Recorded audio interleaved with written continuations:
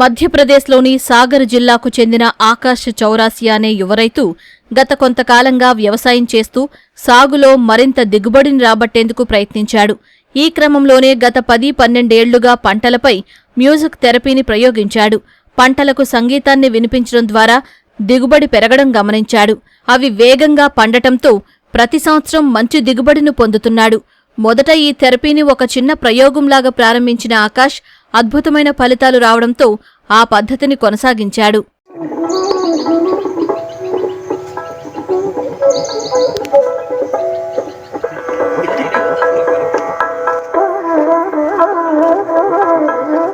పొలాల్లో వివిధ దశల్లో వేర్వేరు సమయాల్లో పంట మొక్కల కోసం సంగీతాన్ని ప్లే చేస్తూ ఉంటానని ఆకాష్ తెలిపాడు.